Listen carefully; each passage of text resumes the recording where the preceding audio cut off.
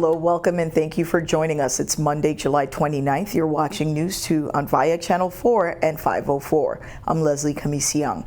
Topping our stories tonight, the protests in Puerto Rico showed the power that the people hold, and in an effort to stop public and financial corruption in the Virgin Islands, Governor Albert Bryan Jr. and Attorney General Denise George are reassembling its team of white-collar crime fighters in the territory. News 2 has the story. The Virgin Islands took preemptive steps on Thursday in hopes of learning from its neighbors, Puerto Rico, by reassembling its team of white-collar crime fighters to root out public corruption and financial crimes in the territory.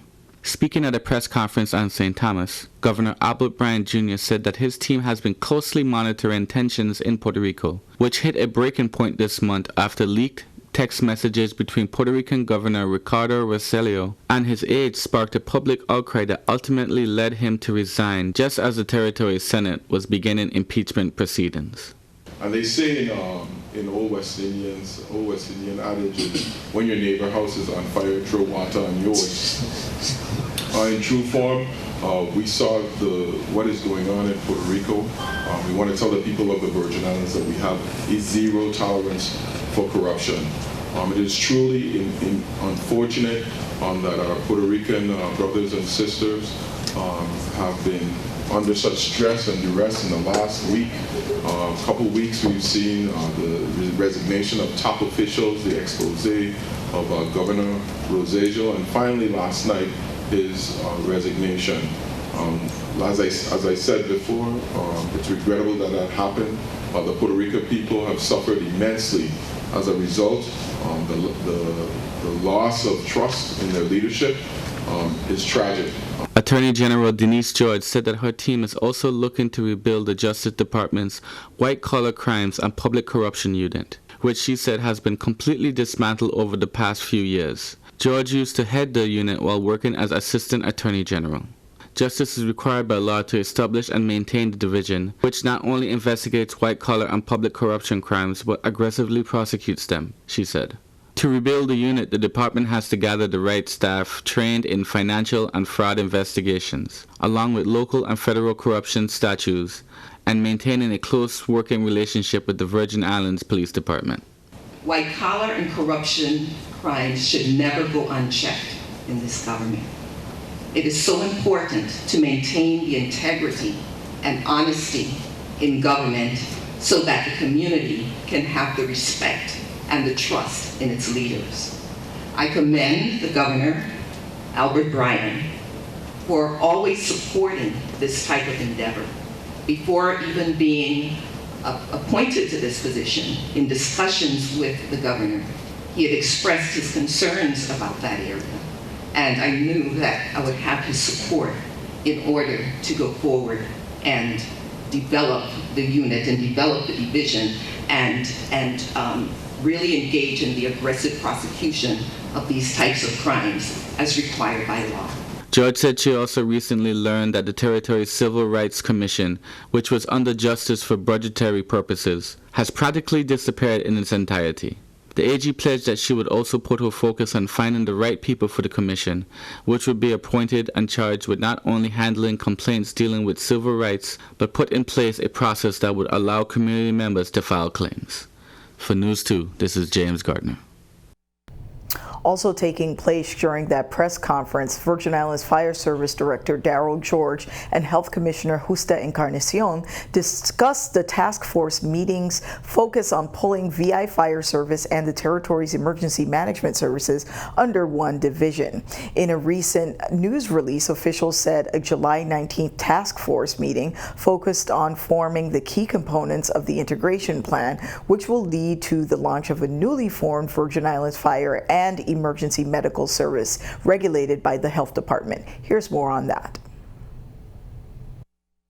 We have launched an endeavor to put two agencies together as an integration, a collaboration for the betterment of the people of the Virgin Islands. In the past several months, we have joined forces and have put a plan in place where we think joining the fire service and emergency medical services together is a good thing for the people of the Virgin Islands. We will be ensuring that the medical director is involved that he is guiding them according to clinical practice. So EMS and health and fire will truly be one, always. It's just the matter of how their services are provided and where they're provided. But I want everyone to take note of what Director George said. The quicker we can get to the community, the quicker that we can get to you. The safety that it will be provided to you is something that I think we all will be grateful for. Protesters are set to voice their frustration against a base rate increase being requested by the Virgin Islands Water and Power Authority. The Virgin Islands Alliance for Consumer Affairs has been circulating a petition to persuade the Public Service Commission not to vote on the rate hike, even though the PSC has attested that they have seen some changes being implemented to provide better utility grid. The Virgin Islands Public Service Commission will convene on Thursday, July 31st, to vote on whether to continue the rate increases requested by the Water and Power Authority, which was submitted in April. WAPA stated that the 3% rate increases is for the purchases of new propane Wärtsilä generators, as well as recouping from revenues lost after the 2017 storms. There has been no authorization yet on any amount. Before that, the Commission has held several hearings and has not been satisfied with the information provided. So they have not authorized collection on the balance of... The present petition does not contain the additional amount. I believe the present petition does request money for that further payment. Currently, the base rate is roughly 40 cents per kilowatt. The national average electricity rate is 13.19 cents per kilowatt. PSC Executive Director Donald Coles stated that the new propane generators have already reduced fuel costs, but believe the authority has taken too long to implement critical changes. At the strong urging of the Commission, WAPA has prepared a management audit and an integrated resource plan, which both said that WAPA could have saved ratepayers $50 million a year by replacing its inefficient, outdated, and oversized generation plant.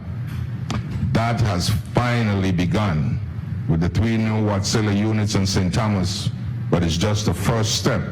Those 3 units combined produce the same amount of power as one of the leased units.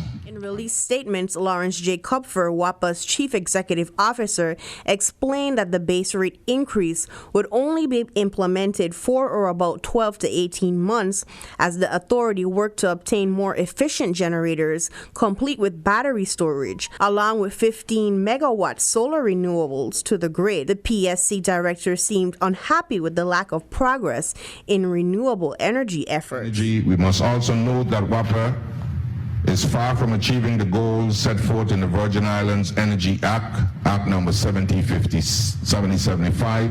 A group entitled Virgin Islands Alliance for Consumer Justice has begun circulating a petition on social media platforms and is forming a protest on Wednesday in front of the PSC building to hopefully persuade the voting body to vote against the continuation of the base rate increase. For News 2, I'm Stephanie Shalana Brown. Following an electrical service interruption which affected all customers in the St. Thomas-St. John district, WAPA personnel and technical staff from the APR Energy Agency have initiated a review of data logs from the 3 oil-fired generating units to determine the root cause of the units tripping earlier this morning. The units were producing 38 megawatts of electricity when the service interruption occurred at approximately 1:20 a.m. Unit 15 tripped first, then Units 26 and 27 fell offline shortly afterwards. The units falling offline, resulted in a complete loss of generating capacity at the Randolph-Harley power plant. The WAPA's new Wärtsilä generators were not online at the time of the outage. Personnel spent several hours working through plant stability challenges before successfully bringing the 3 APR Energy rental units, which are 25, 26, and 27 online, which facilitated restoration of services to all customers. Once all electrical feeders were restored, the line department personnel responded to reports of isolated service interruptions across St. Thomas. While we believe an electrical fault may have contributed to the initial trip of Unit 15 and that, in fact, the unit's protection scheme functioned as it should to protect the generator, we will be taking a closer look to confirm the root cause and work with our partners at APR Energy to understand why their generating units failed to stabilize and take on the additional load when Unit 15 tripped, said Executive Director Lawrence J. Kupfer. At mid-afternoon Saturday, the St. Thomas-St. John district was being powered by a combination of Wärtsilä units and a pair of generators operated by APR Energy.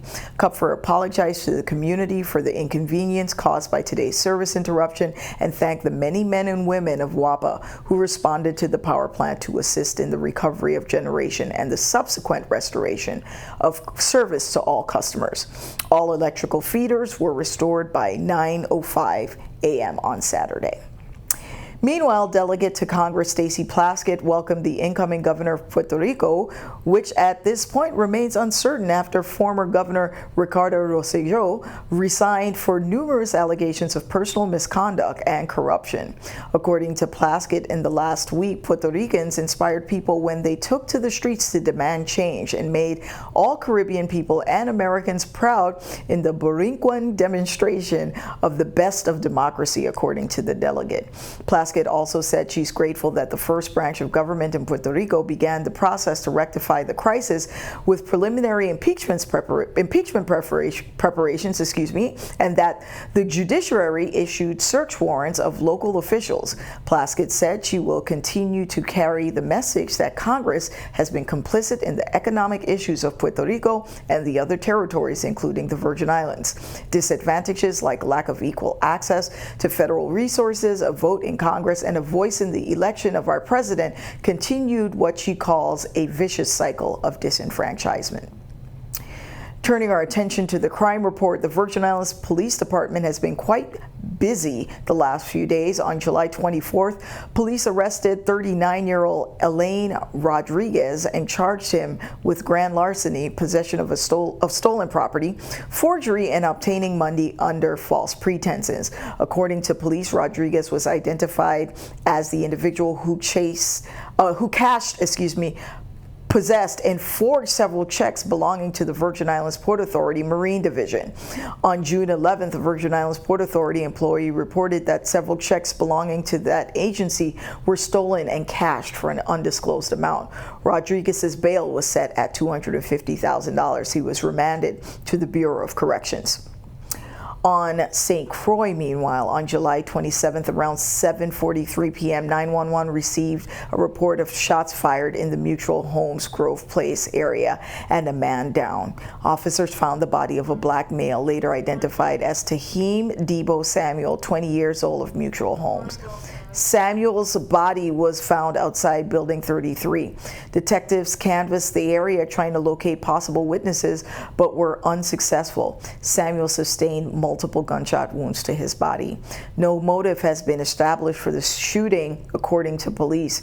The Criminal Investigation Bureau is asking anyone in the community with information about this crime to call the numbers on your screen: 778-2211, Crime Stoppers USVI at 1-800-222-TIPS or 911. Also on St. Croix, police are looking for a shooting that injured 6 people on a beach on Sunday. Governor Bryan and new VIPD Commissioner Trevor Vellinor also called a press conference on this matter this afternoon. We'll have more on that in a later newscast. According to police, on July 28th at around 9:30 p.m., 911 received multiple calls of shots fired at an event called Floatopia in the vicinity of Fort Frederick Beach in Frederiksted. All identified victims were transported to the Juan Luis Hospital in private vehicles for treatment. The police department had identified 6 victims that have sustained gunshot wounds. 5 of the 6 have sustained non-life-threatening injuries. One of them, however, sustained a gunshot wound to the shoulder. That individual will be airlifted to the mainland for further medical treatment, according to police. This incident is currently under investigation by the Criminal Investigation Bureau.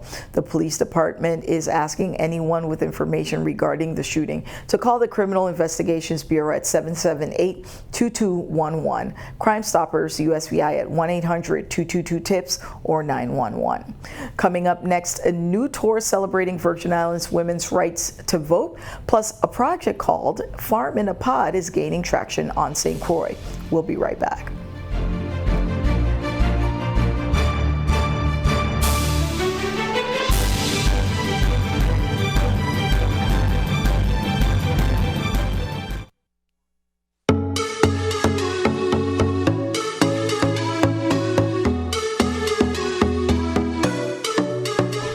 Welcome back. A new tour led by Virgin Islands women is scheduled for this weekend, and it will highlight the point in history when women in the territory fought for and gained the right to vote. The tour, entitled Franchising Miss E-Culture History Tour, is a remembrance of the 1935 Virgin Islands women's right to vote movement. That event is coming up this Sunday, August 4th, from 2:30 p.m. to 5 p.m. It starts from the Memorial Moravian Cemetery and ends at Education Park across from the Post Office Square in downtown Charlotte Amalia. The tour will be led by guides Nadine Marchena, Ken, and Ruby Simmons-Isanison, and celebrates dozens of early 20th century women, mainly school teachers, including Edith Williams, who successfully inspired a movement to win the right to vote in the Virgin Islands. Here's more from the organizers. As we in the Virgin Islands continue to talk about our status and our political position in the United States, there are many pieces of this whole court case that are relevant to what's happening today, not only for women having the right to vote, but for Virgin Islanders having the right to vote for president and for our relationship to the Congress of the United States. So it's going to be a really very informational tour when we do this on August 4th. Community should be mindful that we stand on the shoulders of those who came before us. And so we should learn about our history and get out and vote. In addition to informational, we'll hope that it will prove entertaining as well. We will have some dancing as well as some acting to supplement the tour. So come on out for the fun. The U.S. Virgin Islands currently imports more than 90% of the produce that is consumed by its residents. Various groups and local farmers are doing their best to make the U.S. Virgin Islands more self-reliant. FarmPod, located on St. Croix, has also taken on the mantle of helping the USVI grow more produce locally. A FarmPod is a vertically aquaponics food production system that creates a natural cycle between fish and plants. Using 20-foot containers with the fish on the lower level, the upper level contains the greenhouse where fresh produce is rapidly produced, free of chemicals and pesticides. In addition, using advanced technology, it's a fully automated system that is self-feeding, self-adjusting, and self-monitoring. Virtually anyone can run one. The benefits are numerous and has the support of local farmers, according to FarmPod CEO Mike Strait. Well, I think there's a lot of areas where it can really make a difference. I mean, first and foremost, we have an issue getting fresh produce down here. Everything that you get here, generally, other than the few small farms, has been shipped from Florida and other places, probably driven on a truck before that. And that means our food's like 2 to 3 weeks old. Not a lot of nutrients left. We all know how fast it goes bad in our fridges. And so I think one of the impacts is that giving access to affordable, healthy, local, fresh produce that's organic. I think that's one. I'd say two, keeping those food dollars local really helps bolster an economy. And doing it all in a way that lowers the carbon footprint of the food production is also kind of critical, because as we all know, like, that really matters. It matters how much energy was used to grow food and get it to you. And so doing it in the most efficient way possible allows us all to have also a positive benefit on the environment.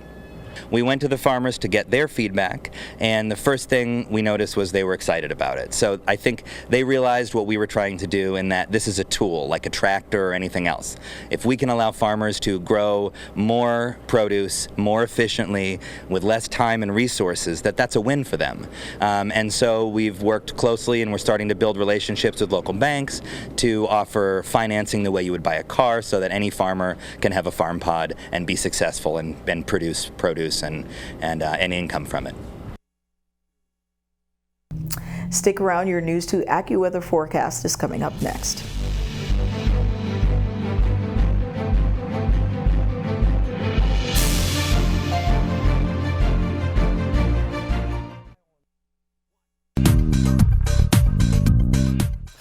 I'm AccuWeather meteorologist Paul Williams. Right now, taking a look at your News 2 forecast. We're keeping a close eye on this disturbance as it continues to gain a little dominance, coming across portions of the Windward Islands. Now, we still look at the shear staying relatively moderate at this particular juncture, but it has an outside chance of possibly becoming more of a tropical system. It's now just a good old-fashioned low-pressure system and wave that's becoming a little more pronounced for us. You can see a closer view of this. The circulation is not quite together. It's not quite organized to be a primary concern, but it's on our radar, literally and figuratively speaking, to keep a close eye on it as it begins to plow its way over towards Puerto Rico, dropping some heavy showers occasionally there, and then really towards Hispaniola is when we're watching out for any kind of significant development that's likely to occur. It's very, early onset at this particular moment, but we're keeping a close eye on what's happening there in general. As far as tonight is concerned, we'll drop back to 79 degrees. We are looking for and bracing for some thunderstorms in the area. For tomorrow in St. John's, we're looking for a chance of thunderstorms and a very muggy 88 degrees. Look for hit and miss spot showers, particularly continuing to pepper the scene throughout the afternoon hours for St. John's and St. Thomas. Thunderstorms are likely for us as well as we push it up to 88 degrees there as well. Very similar to what we're expecting in St. John's. And then as you go into St. Croix, we're looking for the same general area, thunderstorms rumbling through the area with an occasional heavy downpour. Lightning strikes frequently, going to see some frequent lightning strikes throughout the afternoon hours. For our marine forecast on the Atlantic side, waves are picked up a little bit more, between 4 to 6 feet, and the winds are pushing primarily out of the east, between 15 to 20 knots. Now, as far as the Caribbean is concerned, we've been at about 4 to 6 feet in the first place, so keep in mind, small craft use caution. We're looking at the winds out of the east at about 15 to 20 knots. Here's a look at the extended forecast. Look for showers and spots for Tuesday, Wednesday, as well as Thursday. Thanks for that. When we come back, Alex Randall's News and Comments plus News 2 Sports with Gary Anthony. So don't go away.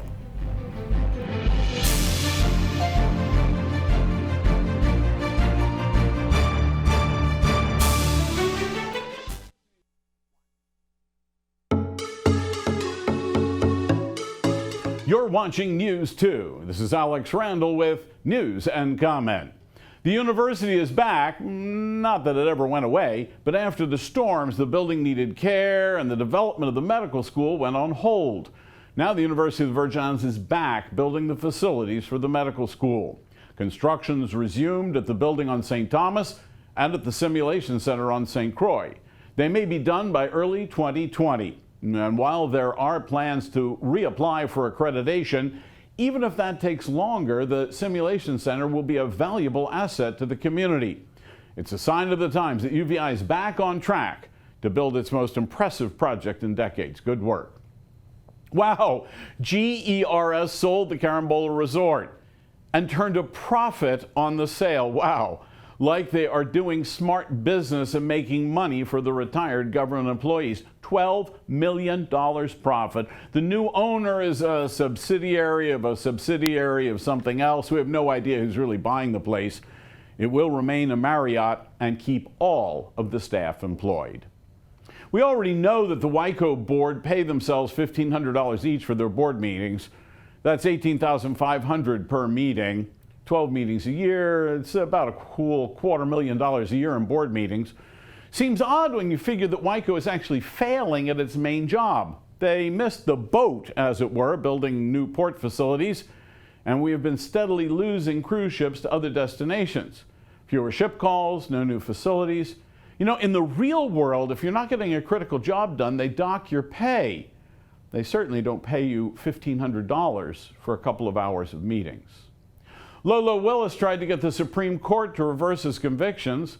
Former director of the IRB, former executive of the legislature, is in jail for conspiracy to defraud the government and evade taxes, aiding and abetting willful failure to pay taxes. In short, he helped tax cheats. Willis tried to get the Supreme Court to vacate his sentence, saying it was insufficient evidence, defective jury instructions, separation of powers.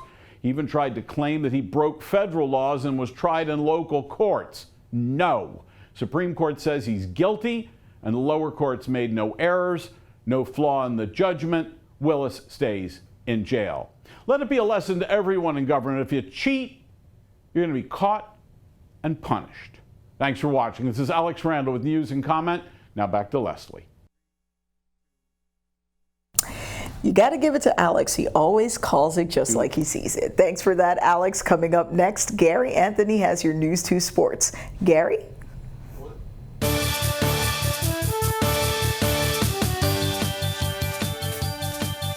I'm Gary Anthony, and this is News 2 Sports. U.S. Virgin Island athletes continue to impress around the world.